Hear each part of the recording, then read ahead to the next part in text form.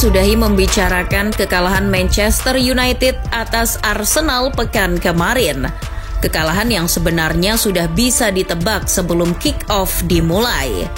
Masih ada barisan kekalahan lainnya mengantri, terutama barangkali di Liga Champions. Manchester United yang tergabung ke grup A harus bertatap muka dengan Bayern Munchen, tim kedua yang diprediksi akan membawa pulang trofi itu.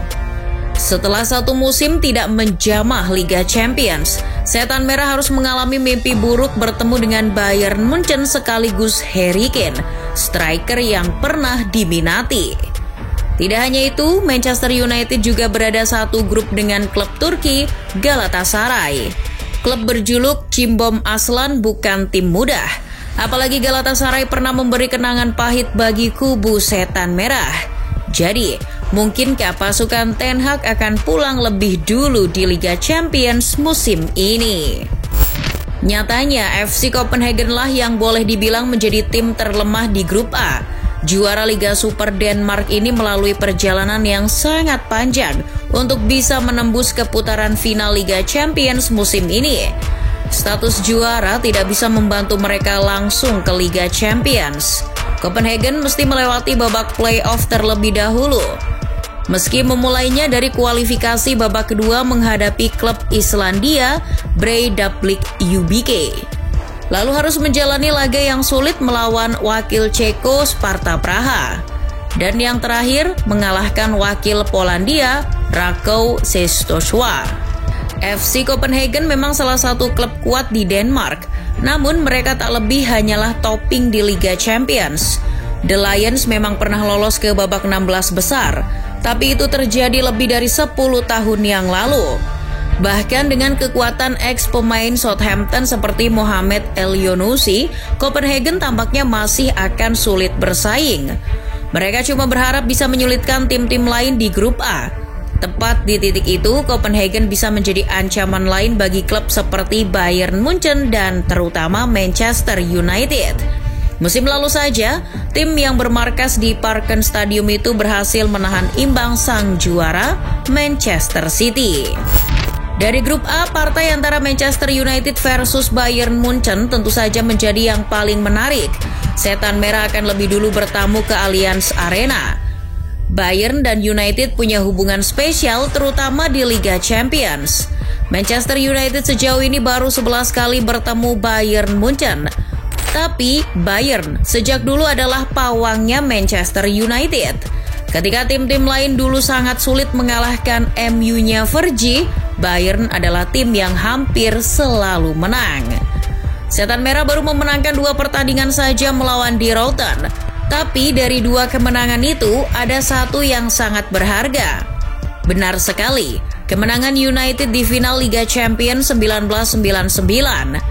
Para penggemar sepak bola totok tidak akan pernah lupa kemenangan hebat United di Camp Nou itu. MU nyaris saja pulang dengan tangan kosong karena sampai menit ke-89 tak mampu mengejar 1 gol Munchen yang dicetak Mario Basler di awal babak pertama. Namun, Fergie punya yang namanya Fergie Time. Siasat memasukkan Teddy Sheringham dan Ole Gunnar Solskjaer di penghujung babak kedua berbuah manis. Ole dan Sheringham mencetak gol di menit 90 lebih. Kemenangan yang sudah digenggam anak asuh Otmar Hitzfeld lepas. MU menang sekaligus melengkapi trofinya menjadi 3. Kemenangan MU lainnya terjadi di perempat final Liga Champions 2009-2010. Tapi Franz Beckenbauer menggambarkan bahwa itu adalah kekalahan terindah Bayern Munchen. Meski kalah 3-2 di Old Trafford, The Bavarians tetap lolos. Frank Ribery yang waktu itu berulang tahun ke-27 mengirim umpan silang ke Arsene Robben. Robben pun mencetak gol. Bayern lolos berkat agresivitas gol tandang. Nah, pertemuan terakhir keduanya terjadi pada 2014. Meski memberi kenangan manis untuk Patrice Evra, kekalahan 3-1 di Jerman itu tetap menyakitkan buat United.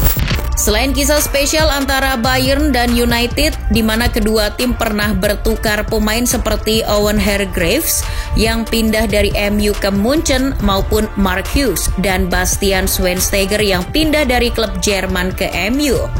Setan Merah juga punya kisah menarik kala melawan Galatasaray. Ketimbang menarik mungkin lebih cocok disebut kisah menyedihkan. United asuhan Fergie melakukan perjalanan ke Istanbul demi melakoni leg kedua putaran kedua Liga Champions pada 3 November 1993 silam. Tak dinyana, sesampainya di Istanbul, pasukan Fergie disambut dengan cara yang jauh dari kata menyenangkan.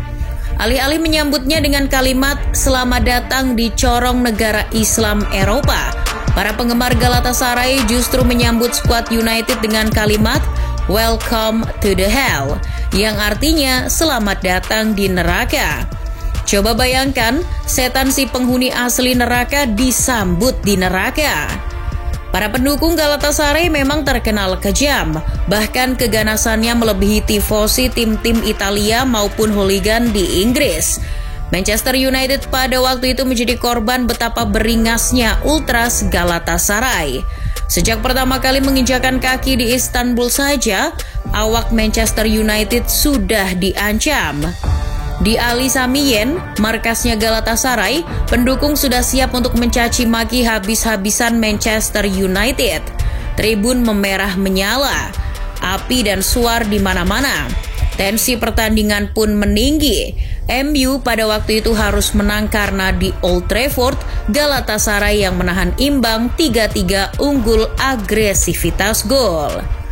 Ada banyak diving, pelanggaran, membuang-buang waktu, mengintimidasi wasit.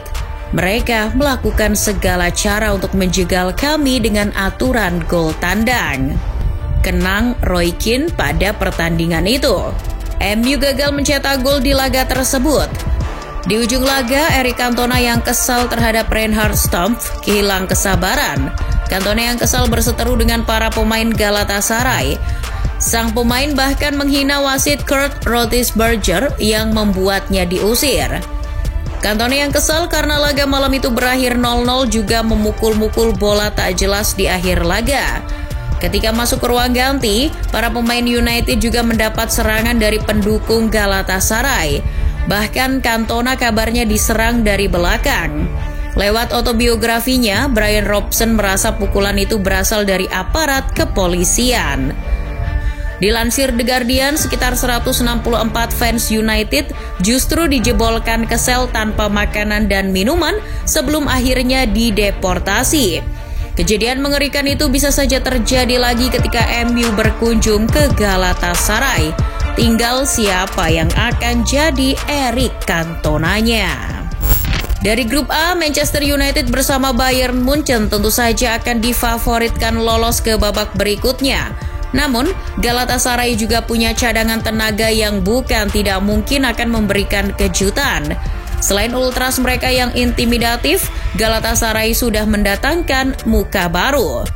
Wilfried Zaha, Hakim Ziyech, Mauro Icardi, sampai Angelino yang diboyong tak bisa diremehkan. Zaha dan Ziyech sudah pengalaman menghadapi United. Angelino yang pernah bermain di Bundesliga juga akan menularkan pengalamannya menghadapi Bayern Munchen.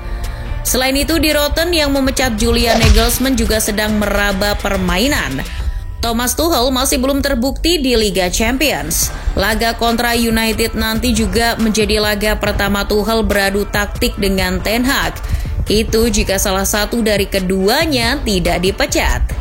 Harry Kane di kubu di Rotten jelas bakal menebar ancaman, terutama buat United. Bayern Munchen yang diunggulkan bisa jadi akan duduk di posisi pertama. United sendiri mungkin akan lolos dengan finish di posisi kedua. Sementara Galatasaray favorit untuk menuju ke Liga malam Jumat. Dan soal Copenhagen, kamu tidak perlu bertanya.